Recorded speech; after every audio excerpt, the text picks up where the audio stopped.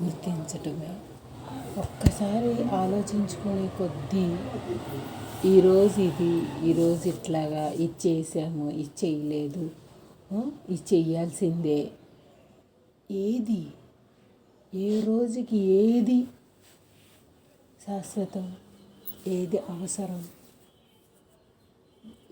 బందీ అయిపోయిన నిన్ను చూసుకోగలగటమే సత్యం అంటే. ఎందుకు బందీ అయ్యావు? కాలం ఒక్కలాగా గడిచిపోతున్నది అనుక్షణం. అలాంటి కాలంలో నువ్వుండి, సత్యమయ్యి నువ్వుండి, దేనికోసం ప్రయాణిస్తున్నావు? నువ్వు దేనితో ప్రయాణిస్తున్నావు? దేనికి గురి అవుతున్నావు? అవస్థకి, ఆశకి, అన్నిటికీ ఎందుకు గురి అవుతున్నావు? అట్లా మనకి మనం శోధించుకున్న నాడు జీవితం యొక్క సత్యం, అయ్యున్న సత్యం రెండు ఒకటి చేస్తాయి. మనకిప్పుడు అయ్యున్న సత్యంకి మనం గడిపే జీవిత సత్యం కుదరట్లా. సత్యం సత్యంగా కుదరాలి. ఎలా? సత్యం సత్యంగా ఎలా కుదరాలి అంటే, అయ్యున్న సత్యం ఎంత నిజమో మన కళ్ళ ముందల మనం గడిపే ప్రతిదీ వంక పెట్టనివ్వకుండా, ఇంకోటి మార్పు చూపించకుండా గడిపేయగలగటం. వంక అంటే ఏదో ఏదో ఏదో అనుకోవటమే వంక. అంతకుముందులో ఒకటి అనుకోవటం, ఇప్పుడు కనపడేది వేరుగా అనుకోవటమే వంక. నీకు అంతకు ముందులా అనేది ఇంకోటి లేదు, ఇప్పుడు చేయాల్సింది అంతకన్నా ఇంకోటి లేదు, ఎక్కడ ఇంకోటి లేదు. బుద్ధిలో పుట్టించి దాన్ని తీర్పించడమే మనిషి యొక్క పుట్టుక. ఏం పుడుతున్నది అనేది, ఏం పుట్టింది అనేది ఆడికే చెందుతుంది. ఎవరికి పుట్టిన వాడికి ఆడికే చెందుతుంది. ఎప్పుడు పుట్టిందో అప్పుడే చెందుతుంది. ఇందాక పుట్టింది ఇప్పుడుకి చెందదు, నాకు పుట్టింది నీకు చెందదు. ఇప్పుడు ఈ చెందే పుట్టుకంతా ఎంత వాల్యూగా కనిపించి చెందుతున్నదో అంత వాల్యూ లేనిది. ఎంత వాల్యూగా కనిపించి చెందుతున్నదో దానికి, ఇప్పుడు నా గుడ్డ, నా పని, నా వస్తువు, నేను, నా అని ఎట్ట చెందించుకుందో దాన్ని, అంత అవసరం తీర్చే వరకే కానీ మళ్ళీ తర్వాత దానికి ఆనవాళ్ళే. కానీ ఆనవాళ్ళు లేని తీర్చేదాన్నేమో ముద్రలు వేసుకుంటా గుర్తులు పెట్టుకుంది. అయ్యున్న సత్యాన్ని, ఆనవాళ్ళు ఉన్న సత్యాన్ని, స్వరూపమైన సత్యాన్ని మర్చిపోయింది. ఆనవాళ్ళు ఉండటం అంటే ఏంటి? దానికి రూపనామాలు లేవే, ఏ మార్పులు లేవు కదా. అయినా మరి దాన్ని ఎలా గుర్తించాలి? ఇప్పుడు మనకు అదే కదా, అయ్యున్న దానిని ఎలా గుర్తించాలి? నేను అయ్యున్నాను అన్నది దానిని నేను ఎలా గుర్తించాలి అంటే, అక్కడ ఆ గుర్తించే దగ్గర ఇదిగా మన కంటి ముందలకి ఎదురైందిగా, మన భావనలో అంటే బుద్ధిలో పుట్టిన దానిగా గుర్తించటం, దాన్ని ఆ పవర్ని వాడుకోవటం, దాన్ని పక్కన పెట్టేయగలం. ఒక వస్తువుని మనం ఏం చేస్తాం? తెచ్చుకుంటాం నాకు అని, దాంట్లో ఉన్న వాల్యూ వరకే తీసుకుంటాం. తర్వాత దానికి ఉన్న పైన తొక్కు, తోలు, వేస్ట్ అంతా పడేస్తాం. వేస్ట్ పడేసేటప్పుడు ఏమైనా బాధేసిందా మనకి? ఎందుకు బాధ వేయలేదు? దాంట్లో సారం నేను అనుభవించాను అనుకుంది. వేస్ట్ని ఎంత ఈజీగా పడేసింది కదా. సరుకు తెచ్చుకుని ఇంత పెట్టి కొని తెచ్చుకున్నాను అన్నప్పుడు, అంత విలువ కనిపించినప్పుడు, దానిలో వచ్చిన సరుకే నాదయింది, వేస్ట్ నాది కాదని ఏం ఫీల్ లేకుండా పడేసావు కదా. ఆ వస్తువుకు వేస్ట్గా తయారైందంతా. అందుకే అట్లా ఆ వేస్ట్తో కలిసి ఉన్నదానికి కలిపిన వాల్యూ వేస్ట్ మనకు ఉపయోగపడేది రెండు కలిపి ఉన్నదానికే వాల్యూతో కొనుక్కున్నాం. ఒట్టి వేస్ట్నేమి వాల్యూతో కొనుక్కోలేదుగా. కొనుక్కునేటప్పుడు పైన ఉన్నది లోపల ఉన్నది కలిపే కొనుక్కున్నాం కదా. మరి దాని లోపలిది వాడుకుని పైన తీసేసేటప్పుడు పడేసేటప్పుడు ఎవరైనా బాధ వేసిందా? మనకి బాధ వేయలేదు కదా. అయ్యో ఇంత పెట్టి కొనుక్కున్నాను పడేయాల్సి వచ్చింది అనుకున్నావా? దానిదేదో అనుభవించావు, ఆ కాయ రూపంలో ఏదైనా సరే స్వీకరించావు, అందుకు దానికి ఏం బాధ పుట్టలా. ఇప్పుడు ఎలా అంటే మనకి సత్యవస్తువు అయ్యున్న మనం జీవితంలో ఎదురయ్యే ప్రతి కారణ కార్యంని అనుభవించేటప్పుడు మనకి ఎదురయ్యిన దాంట్లో ఆ సత్యవస్తువు ఆధారంతో ఇది తయారైందని, ఆ తయారైంది దీనికి చెందబడిందని, ఆ సత్యం దీనికి చెందబడిందని, దీనికి కూడా అయ్యున్నది దీనికి కూడా చెందబడిందని, దాని ఆనవాళ్ళను మళ్ళీ ముద్రేయకుండా పక్కన పడేయమని. ఒక రూపాయి ఉంటేనే ఆ వస్తువు మనం కొనుక్కోగలిగాం. కొనుక్కున్న దాంట్లో లోపల ఉన్న వినియోగపడిన దాన్నే వినియోగించుకోగలిగాం. పైన ఉన్నది మనకు పనికిరానిదంతా పడేసాం కదా. అట్లా ఇప్పుడు రూపాయి లాంటిదే మనం అయ్యున్న సత్యం. ఇప్పుడు మనకు వినియోగపడేది అన్నామే, ఒక వస్తువు కొనుక్కొచ్చిన తర్వాత వినియోగపడేది అన్నామే, అదే మనకు ఎదురైన భావన, మన చేతలు, మన అలవాట్లు ఏదైతే అవి ఉన్నాయో అవన్నీ అంటే మనకు ఎదురయ్యేదంటే అవసరాలు తీరుస్తున్నాయి. దీని పరంగా మన చేతలన్నీ దీనికి అవసరాలు తీరుస్తున్నాయి. తీర్చిన తర్వాత వేస్ట్గా పడేసేది ఏంటయ్యా అంటే గుర్తే, నాకు నేను అన్న గుర్తుని పీకేయమన్నాడు. మరేమో మనం ఏం చేస్తున్నాము, ఆ సత్యం పెట్టి దీనిని కొనుక్కుని ఈ అవసరాలు తీర్చే దీనిని కొనుక్కుని వేస్ట్ని పడేయటానికి బాధగా ఉంది దానికంతే. అట్లా బాహ్యంలో జరిగే పని, అంతరంలో జరిగే పని, ఆధారమైన పరమాత్మకు రెండు అవసరం లేదు. మనకి ప్రకృతి పరంగా తెలిసిన జ్ఞానం, మన చేతల జ్ఞానం, మన అనుభవ జ్ఞానం ఇప్పుడు వరకు ఒక కోణంలోనే అర్థమైంది. ఆ కోణం నుంచి అసలు సత్యంగా అర్థం చేసుకుంటే కోణం మారక్కర్లేదు, చేతలు మారక్కర్లేదు, విధానం మారక్కర్లేదు, నువ్వే స్వరూపవాణి అని గుర్తించి ఇంకా ఏటి ముద్రలో నీ మదిలోకి పడనివ్వకుండా నువ్వే కాపలా కాసుకోవటం ఒక్కటే సాధన, ప్రత్యేకమైన సాధన కాదు. ఈడు తెలియంతనంతో జరిగిన అన్నిటినీ ఏదైతే చేసుకుంటూ వచ్చాడో తుడుపుకుంటూ రావటం ఒక్కటే పని. తుడుపుకుంటా రావటం అంటే చేసుకునేటప్పుడు ఎట్టా అంటిచ్చాడో అర్థం కాక ఇప్పుడు తుడపాలంటే కుదరట్లా, అంతే తేడా. అదే ఏ పట్టులో పట్టి చేపించాడు. ఎందుకంటే నేను ఈ పని చేయకపోతే నాకు కుదరదు అని బుద్ధి బలంగా నుంచింది అక్కడ. అందుకు ఆ పట్టుని గుర్తించమంటున్నాడు పరమాత్మ. ఏ పని అయితే మన నుంచి మనం అనుకున్న కుదరకుండా మన బందీ చేసేసిందో, వదులుదామని అనుకుంటున్నాం కదా, అనుకున్న బందీ చేసిందో ఆ చేసేటప్పుడు అంత పట్టు పట్టింది అది. ఇప్పుడు కొరికేరు ఘాటు లోపలికి దిగింది అంటే ఏంటి అక్కడ అర్థం? అంత గట్టిగా జరిగింది ఆ పని. మామూలుగా కొరికిన దానికి ఊరికే ఘాటు పడ్డనేపలేదు, అక్కడ గట్టి పడల. మన చేతలన్నీ ప్రతి విషయంలో అట దూర్చాం. చేతల లోపం కాదు, దూర్చిన లోపం.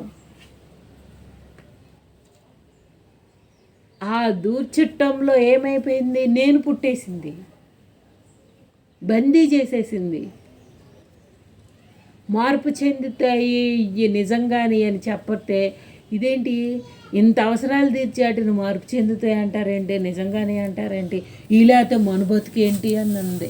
అనగానే నువ్వే బ్రహ్మానివి, ఇదంతా మార్పు చెందేది అన్నప్పుడు మనకి అసలు మనకు ఏమర్థమైంది? మనకి మార్పు చెందటం ఏంటి, అవసరం తీర్చడం ఏంటి, ఈ లేకపోతే అసలు మన జీవితం ఏంటి అర్థం.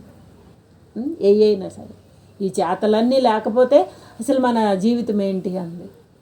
అందుకనే మహాత్ముడు జ్ఞాని అనే పదం పేరు పెట్టి ఆడు చేతల్ని ఈడు చేతల్ని కూడా కలిపి చూపించారు.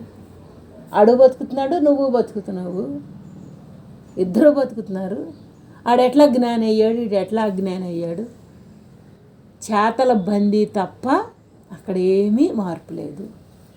అందరం అదే పని చేయొచ్చు, దాని లోపల ఆంతర్యం ఒక్కడే తేడా. అయ్యే పనులు, అయ్యే చేష్టలు, అయ్యే చేతలు. మరి అక్కడ ఆ మార్పు బందీ అయిపోయిన వాసన మార్పుల్ని ఎవరు పసిగట్టగలరు, ఎవరు పీకగలరు? ఎవరికి వాళ్ళ దగ్గర జరగాల్సిన పని అది. ఇంకోళ్ళది వెళ్ళి చెప్పటం కాదు, ఇంకోళ్ళది వెళ్ళి చూసి రావటం కాదు. ఎవరి దగ్గర వాడికి తెలియబడతా ఉండాలి ఏం బందీ అయ్యాము, ఏం విడుదల అవ్వాలి అనేది. మోసం అంతా ఇక్కడ జరిపిస్తూ ఉంటే ఇంకెక్కడి నుంచో మోసం అనేది తను తాను సమర్థించుకుని పక్కన వాళ్ళు వెంటబడి తిరిగింది, పక్కన ఏరుకుంటూ తిరిగింది.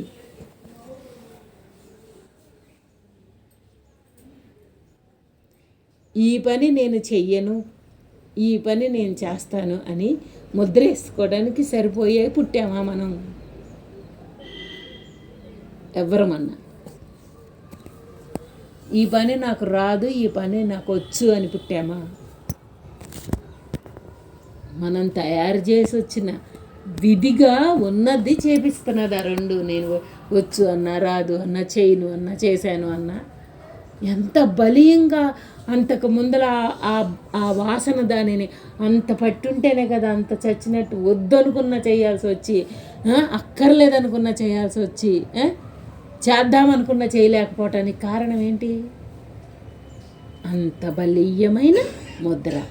ఇప్పుడు అంత బలీయమైన ముద్ర ఇంత విధిగా మన వెంబడిస్తున్నది అని అనుకుంటున్నాం కదా. బలీయమైన ముద్ర ఇంతలా వెంబడిస్తున్నది అంటున్నామే. ఆ బలీయాన్ని ఒక్క వేటులో తుంచటానికి ఏంటి ఇక్కడ అంటే సత్యం. అందుకే అమ్మ దేనినైతే అంత మూలంగా కనుక్కోగలిగారో ఆ ఒక్క పదములో అందించి దాని తెప్పలంతా మీరే పడండి అంటున్నారు. నిజం కానిది అని మాట చెప్పుకొచ్చిన, మార్పు చెందేది అని మాట చెప్పిన, కనుక్కోవటానికే సత్తా లేనోడు నిజం చేసుకున్నాడు, దాంతోనే కాలక్షేపం చేశాడు. కనుక్కొని తనంతటికి తను కనుక్కుని ఆ రెండింటిని పక్కన పెట్టడానికి వల్లగాక దాంట్లోనే కలిసిపోతున్నాడు. ఇదే కదా ప్రయాణం మనందరి దగ్గరికి జరిగేదంతా కూడా. అక్కడ ఆ వల్లగానోడు కలిసిపోయేవాడు నీ ఇక్కడ బుద్ధిపరం బలం చాలట్లేదనే, వీడు బుద్ధి బలమే చాలట్లేదనే, ఆ పవరు ఉన్న అయ్యున్న సత్యము ఆ పవర్ వల్లే జరుగుతుందని మన నుంచి మనకే ప్రత్యక్షణం పాఠం జరగాలి. ఏం పాఠం అది? ఇప్పుడు ఏ బిడ్డలు ఏం చదువుకుంటే ఆ డిగ్రీ పోస్ట్ వస్తున్నదో ఆ తెలివి దానికి జీవితానికి రేపు అన్నిటికీ తన బతుకు తెరువుకు ఉపయోగపడుతున్నదో మనం చూస్తున్నాం కదా. అమ్మాయి చదువుకున్న వాళ్ళకి ఆ తెలివి ఉంది, ఆ పని చేసుకురాగలరు అంటున్నాం కదా మనం. ఆ పని చేసుకురాగలరా అన్న వాళ్ళని ఎట్లా అంటున్నాం? చదువుకున్న వాళ్ళు అని చెప్పుకుంటున్నాం కదా. అట్లా ఆ పని చేసుకురాగలరు అని ఎట్టా చదువుకుని ఆడ ఆ తెలివిని పోగు చేసుకున్నాడు.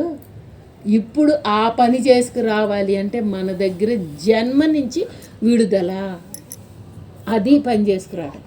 మనకి అందరం కనవాపరంగా జీవితానికి జీవనోపాధికి ఆ పని చేసుకురావడానికి ఈ అవసరం ఉంది అని తెలుసుకున్నామే.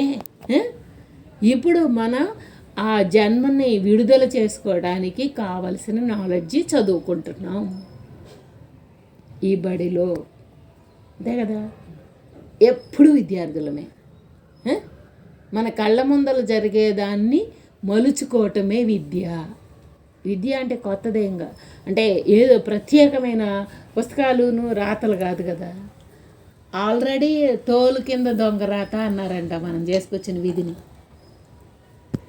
తోలు కింద దొంగరాత. అదే కదా ఇక్కడ అంటా తెచ్చుకున్న విధి అని ఇక్కడ ఎందుకంటున్నాం? తోలు కింద దొంగరాత.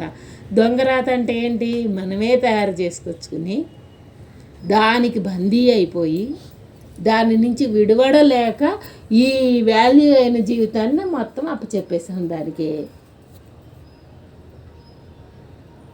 ఇప్పుడు సంపాదన అంతా వాళ్ళ అప్పుకు కట్టాల్సి వస్తున్నదంట పాపం. అందుకని వాళ్ళకి ఎక్కడ ఆదాయంగా మిగలలేదు అంటున్నాం. చూసావా ఎక్కడన్నా?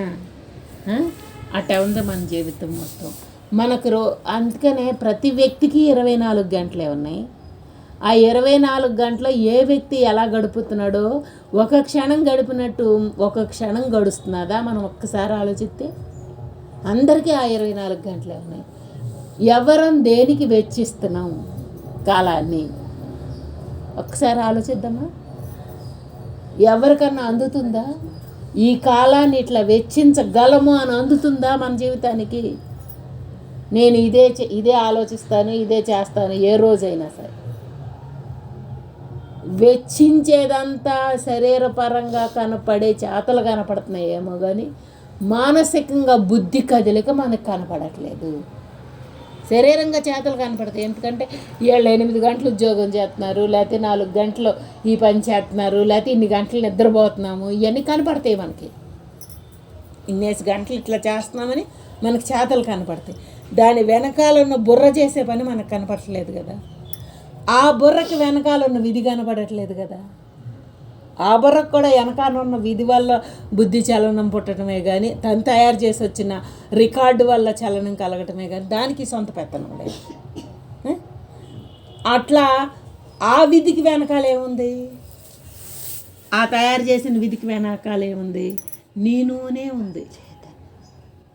ఈ నేనుకి వెనకాల ఏముంది? ఆ చైతన్యమే ఉంది. ఉదాహరణ తర్వాత వెనక్కి వెళ్తే ఏముంది అంటే ఆఖరికి ఈ చైతన్యం. ఆ చైతన్యం నుంచి ఈ విధానంగా మలచబడ్డాడు, మార్పుగా నేను పుట్టించుకున్నాడు. అందుకే వీడికి ఇన్ని కారణకార్యాలు ఎదురవుతా వచ్చినాయి. అందుకనే ఇక్కడ కారణకార్యాలను ఎదురవుతా వచ్చినోడిని ఏంటి మూలం అంటా లాక్కెళ్తే తప్ప ఆడ అమాంతంగా ఏమీ అసత్యాన్ని కనుక్కోలేడు. ఇక్కడ ఉన్న కాలమేమో మనకు కనపడే కాలం అమ్మ. ప్రతి గడియ మనని దాటుకుంటా అది వెళ్తున్నది. అయ్యున్న సత్యాన్ని దాటుకుంటా కాలం వెళ్తున్నది కదా. అయ్యున్న సత్యాన్ని దాటుకుంటా వెళ్ళే కాలాన్ని, ఆ దాటేటప్పుడు ఆ కాలాన్ని మనం పట్టుకోగలగాలి. మనను దాటి వెళ్ళే కాలాన్ని మనం పట్టుకోగలగాలి. అయ్యున్నావు నువ్వు కనుక కాలం దాటి వెళ్ళకుండా నువ్వు పట్టుకోగలగాలి. అంటే ఏంటి? ఆ ఒక్క గడిచే లోపు నువ్వైన సత్యం నీకు అర్థమవ్వాలి, నువ్వు తెచ్చిన కారణం కట్ అవ్వాలి. ఒక్క గడిచే లోపు దానికి అంత షార్ప్ అయిన పనిలో మరి మత్స్యయంత్రాన్ని కొట్టిన అర్జునుడు ఎక్కడ దృష్టి పెడితే మత్స్యయంత్రాన్ని కొట్టాడు? ఎక్కడ చూస్తున్నాడు అర్జునుడు? నీళ్ళల్లో చూడాలి. చేప ఎక్కడ తిరుగుతున్నది? పైన తిరుగుతున్నది. మరి ఆయన దృష్టి ఈ బాణం తగిలేటట్టు ఇక్కడ చూస్తే అక్కడ కొట్టగలిగాడు? ఏకాగ్రతే కదా. అలా ఒక గడియలో మనం బుద్ధి పెట్టి స్వరూపాన్ని గుర్తించగలగాలి. తను తయారు చేసి వచ్చిన విధిని ఖాళీ చేయగలగాలి.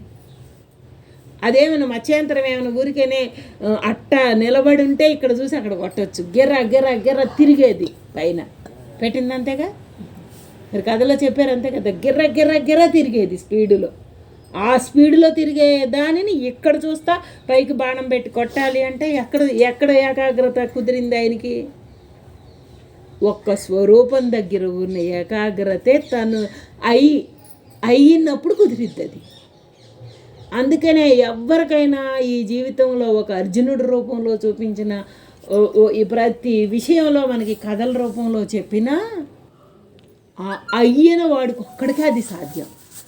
ఈడుగా వచ్చేసిన జీవుడికి ఎక్కడ సాధ్యం కానిది అది. నిశ్చలత లేదు దాడికి. అందుకనే ఆ మనోనిశ్చలతకు ఉన్నంత పవరు అయ్యున్న సత్యం ఇది అని అక్కడ తెలపబడింది. ఇంకెక్కడ తెలపబడకపోయినా ఇప్పుడు ఆ చేతల దగ్గర తెలపబడిందా లేదా? అందుకనే అయ్యున్న సత్యం ఎట్లా ఎట్లా గుర్తించగలం అంటే అలా చూపిస్తా మన కథల రూపంలో కానీ జీవిత రూపాల్లో కానీ. ఎవరైతే విశ్వామిత్రుడు రాజర్షి నుంచి బ్రహ్మర్షిలా ఎలా పొందారు, ఏం చేసి పొందారు? అట్టా కథల రూపంలో మనకి వినిపించి మనకు అర్థమయ్యేది నీ దగ్గర అది ఉంది అని చూపించారు, నువ్వే అది అయ్యున్నావని చూపించారు మనకి. అందుకే కదా ఎందుకు వీటిని వదలలేకపోతున్నావు అని మన బుద్ధికి మనం గుర్తించగలిగితేనన్నా వదులుతాం. కానీ నా దగ్గర ఏమీ లేదు, నాకు ఇదే బాగుంది, నేను ఇదే అనుకునటానికి ఇంకా దాని దగ్గర ఇంకా వదలటానికి ఏముంది, మనకి విడుదల పొందటానికి లేదు కదా. ఇక్కడ ఏం చెప్పారు, ఇందాక మనం చెప్పుకున్నట్టు ఒక గడియ మనని దాటుతున్నది అన్నాం. ఏ రోజుకి ఆ రోజు మన పుట్టిన డేట్ ఆఫ్ బర్త్ నుంచి సచ్చేదాకా ప్రతి గడియ మనం దాటిందే కానీ అమాంతం ఎక్కడి నుంచి పోలా, మన కళ్ళ ముందలు జరగకుండా పోలాది, మనం వృధా చేసుకున్నదే. అయ్యున్న సత్యాన్ని ఎందుకు వృధా చేసామంటే దేనికి అప్పు చెప్పాము అంటే ఇగో అర్థమవుతుంది అది దీనికోసము అని. మరి ఇదేమన్నా సామాన్యందా? వృధా చేసాములే అని మొత్తం తీసి పక్కన పడేయటానికి ఆ కాయ కనుక కుళ్ళ పెడితే పడేస్తామేమో కానీ కొనుక్కొచ్చి అంత మధురంగా ఉన్నదాన్ని తీసి పడేయగలమా? కుళ్ళితే పడేస్తాం. కొనుక్కొచ్చిన మధురంగా మనకు అవసరం తీర్చే అంత విలువైన దాన్ని అంత వాల్యూ పెట్టి కొనుక్కొచ్చి పడేయగలమా? పడేయలేం కదా. ఇప్పుడు అంత వాల్యూ అయిన దాన్ని సరుకు తీసుకుని పడేయమంటున్నారు నిన్ను ఇక్కడ. నువ్వు అనుకున్న వాల్యూ అది. నీ బుద్ధే చైతన్యాన్ని గుర్తిస్తే రసం తీసేసాక పిప్పి లాంటిది, ఆ వాల్యూవే ఇక్కడ. అందుకే మనం నిజం అనుకున్న ఈ బుద్ధి పరాన్ని ఆత్మపరం దగ్గరికి వెళ్ళి నిజంగానిది చేయమని చెప్పి ఆ నిజంగానిది కూడా విధిని అవజేసుకుంటా నిజంగానిది చేయమన్నారు. కానీ విధిని పోగు చేసుకుంటా నిజంగాని దానిలో ఎంత మూలం దాగుంటుందో అక్కడ. మరి విధిని అవజేసుకోగలగాలి. ఇక్కడ ఒట్టిగా తీసి పారేసో ఇప్పుడు నాకు కష్టం వచ్చిందని నేను అంటే చచ్చిపోవటం కాదు, అక్కడ కష్టాన్ని జయించి నెట్టుకోగలగాలి. చచ్చిపోతే ఏముంది, మళ్ళీ పుడుతున్నాం కదా. అక్కడ చూడు, మరి చచ్చిపోవటం కాదు కదా రెమెడీ. నువ్వు దానిని జయించగలగటం ఎలా? నువ్వు పెద్దోడు అయితేనే అది చిన్నదవుతున్నది. అలా ప్రతి క్షణం మనలో మనం ఆ శోధనగా తీసుకున్న నాడు ఆ వాల్యూ అయిన గడియ మన చేతుల్లోకి తీసుకోగలుగుతుంది. అది ఇప్పుడు ఈ భూమి మీద ఇంత తెలివిగా చేతల్ని కథలని అన్నిటినీ గుర్తిస్తున్నాం కదా. అనుభవంలోకి వచ్చేసరికి ఈ మది ఒక మొబ్బులాగా కప్పేసి తాను చేతల నుంచి విడిపడితే ఎక్కడ తన ఆనవాళ్ళు పోతుందోనని అమాంతం పట్టేసుకుంది ఇది మనని. ఈ అహం, ఈ నేను అనే అహం, ఈ చేతలు అనే నిజం, ఇక్కడ కనిపించే వృద్ధి అనే నిజం, ఇక్కడ అవసరాలు అనే ఇంద్రియాలు అట్ట బందీ అయిపోయినాయి. ఎలా నేను ఫ్యాన్ లేకపోతే బతకలేను, నాకు తిండి లేకపోతే బతకలేను, నేను ఇచ్చేయకపోతే బతకలేను, నాకు ఇది కావాల్సిందే అనే అంత బందీ అయిపోయి కూర్చున్నాయి. ప్రతిదానికి అలవాటు చేసేసాం కదా. వాటిని ఇప్పుడు ఎక్కడ దొరకకపోతే అవి అందకపోతే నేను బతకలేనేమో అన్నంత బలీయంగా లొంగిపోయింది బుద్ధి. అందుకనే ప్రతి వ్యక్తి నుంచి నా నుంచి నీకు, నీ నుంచి నాకు ఆశించటం పెరిగిపోయింది. ఆశించటం ఎంత అంటే నేను ఇట్లా నేను అనుకున్నది జరగాలి అంటే ఇందరితో కనెక్ట్ కావాల్సిందే అనుకుంది. అందుకే ఒక్క తనింద్రియం లొంగినందుకు, లోనైనందుకు ఎంతమందితో ఏర్పాటు చేసుకుంది. కట్టుదిట్టం తనింద్రియం దగ్గర వచ్చి ఉంటే ఎక్కడి నుంచి అయినా ఏది ఎదురైనా స్వీకరించగలదు. అది ఏది ఎదురైనా ఇప్పుడు అసలు ఎదురవుతుందేమోనని ముందలే భయపడి ఎడుతున్నది కదా. దీనికి బాధలన్నీ అయ్యే. ఇప్పుడు గడియ ఇంత అందంగా జరిపించబడింది, దీనికి అర్హత ఉంది అని అంత అందంగా అనుభవించేది పక్క గడియలోకి ఎందుకు భయాన్ని తీసుకొస్తున్నది అంటే దేనికో లొంగిపోయాడు. ఆడు గుర్తించటమే ఆడిని లొంగిపోయాడని. కఠోరంగా ఏమి కాళ్ళు పైకి ఎత్తి కింద తలబెట్టేమి ఆసనం వేసి ఏం జపం ధ్యానాలు ఏం చేయమనలా. ఇక్కడ కఠోరమైన పని చూపించబడేదిగా కాదు, అక్కడ బుద్ధికి నేర్పమంటున్నారు మనకి అమ్మ. ఎలాగా? ఈ ఇంద్రియాల లొంగిన దేనికైతే అలవాటు పడి చేసి ఉన్నామో అది అందన్నాడు కూడా. ఎటు సుకృతం ఉంటే అందుకుంటానే వెళ్తున్నది. అందుతూ ఉన్నా కూడా అందన్నాడు కూడా బుద్ధికి బలం నేర్పుదామంటున్నాడు. ఆడు అలవాట్లోనేమో అనుక్షణం లోనైపోయి లొంగిపోతా గడిపే ఈడు ఎట్లా అమాంతం వాడు చేయగలడనే భయంతో పెద్దలు మనకి చెప్పారు. అందుకనే వల్ల కాదు అనే ఇంద్రియ ప్రేరణ, ఇదే నిజం అనుకున్న బుద్ధి ప్రేరణ, ఈ రెండిటిని ఏం చేయమన్నాడు ఇక్కడ? ఈ చైతన్యానికి ఆ రెండిటితో కనెక్ట్ ఉంది కానీ అది కాదు అన్నారు, చెప్పుకోమన్నారు.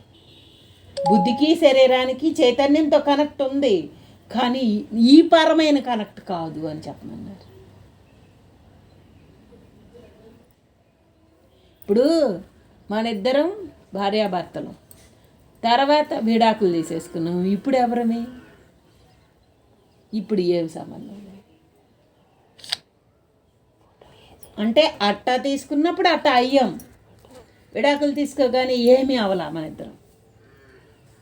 ఆ రెండిట్లో మధ్యలో జరిగిన అంతకు ముందల భార్యాభర్తలు అవ్వటానికి ఏమి ఉంది, ఇప్పుడు విడాకులు తీసుకోవడానికి ఏముంది?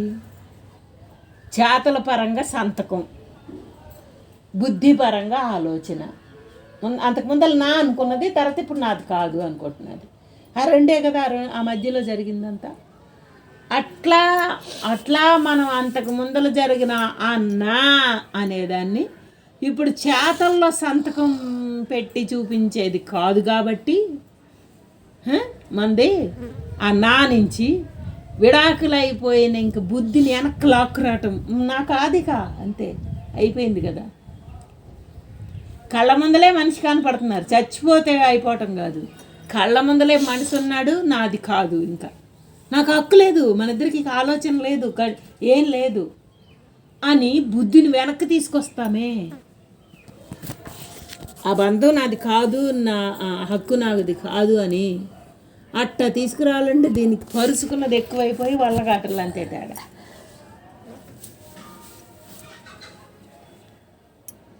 ఇప్పుడు అట్ట సంతకం అన్న పెట్టేయమంటమైతే గబక్కనేమన్నా చేసేసేవాళ్ళమేమో ఇద్దరి మధ్యలో కట్ చేయడానికి. కానీ అల్లుకుపోయిన ఆలోచన, జీవితం నేను నేను నేను నాది అని అల్లుకుపోయిన ఆలోచన ఇది ఎట వెనక్కి రాగలదు?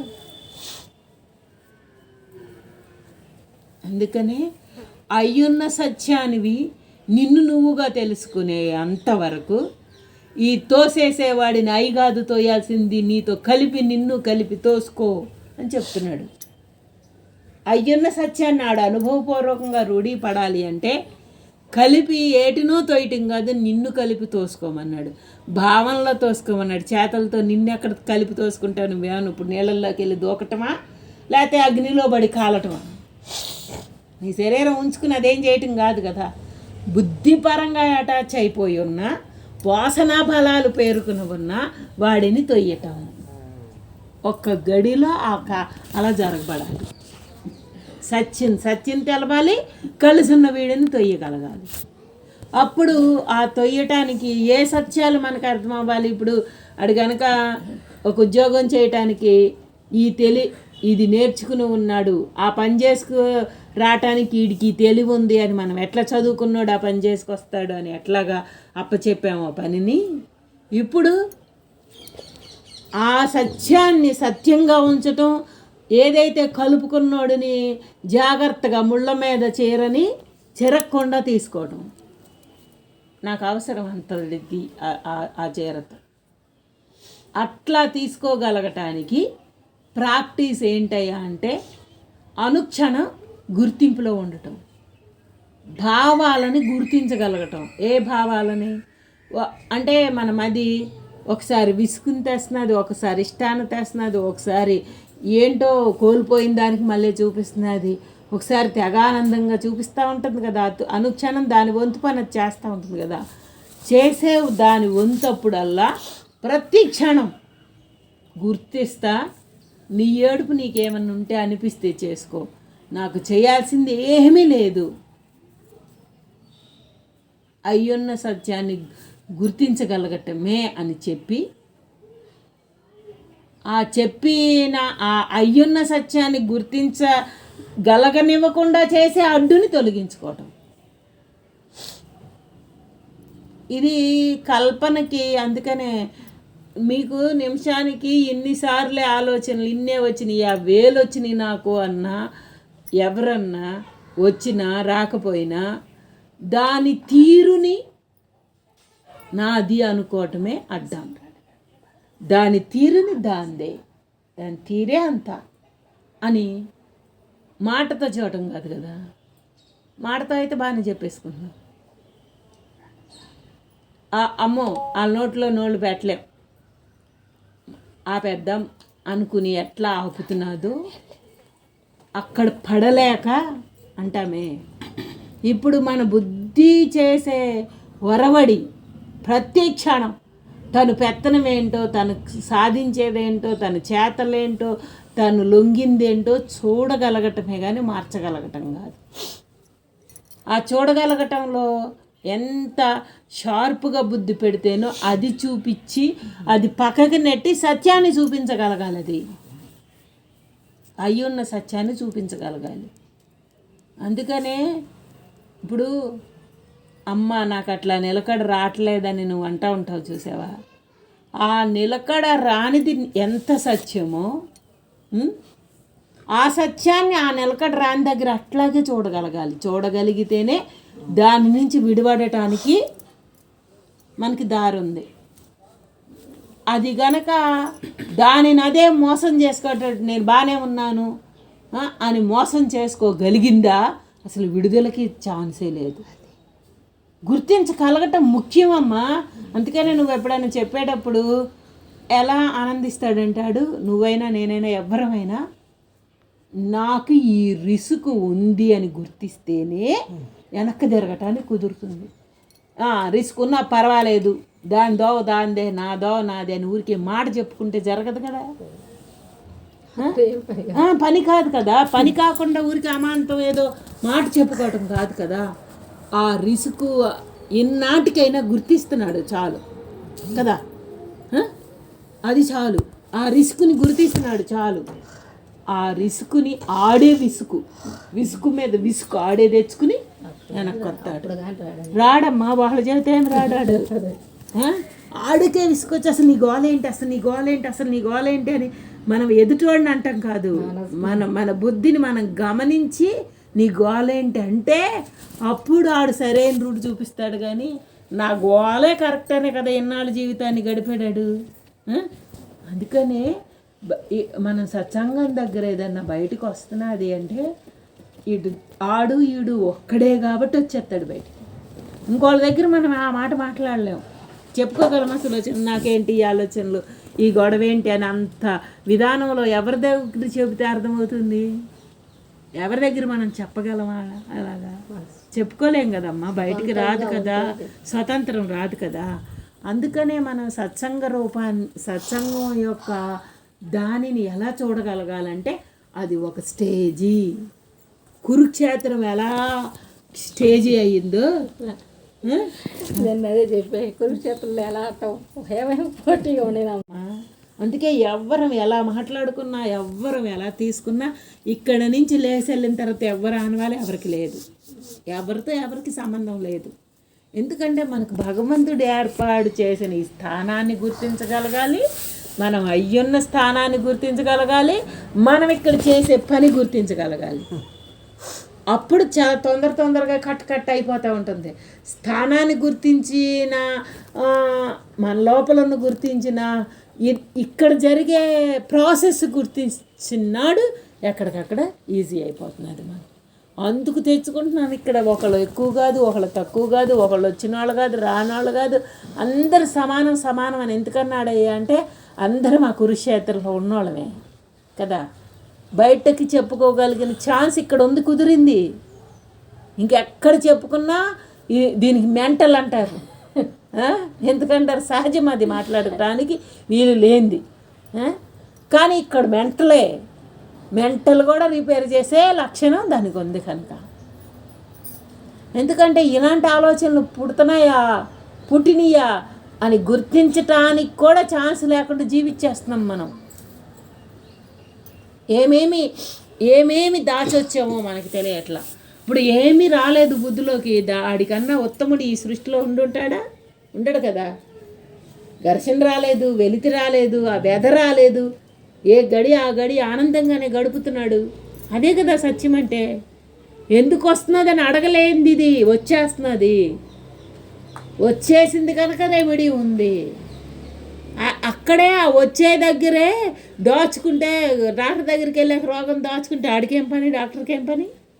నీ తొవ్వి తీసేమి ఆడేమి మందుడు నువ్వు చెప్పుకుంటేనే.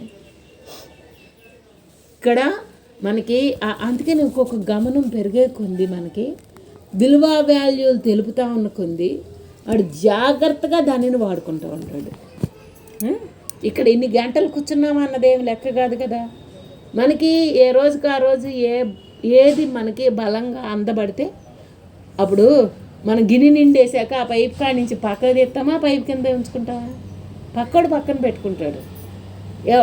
ఎవడవసరం వాడు తీర్చుకుంటూ ఉంటాడు. అట్లా మనకి వెలితి లేకుండా, సమయంతో విధి లేకుండా పవర్ గల్లది అందించబడటమే మన యొక్క ముఖ్య ఉద్దేశం. ఏం పవరు?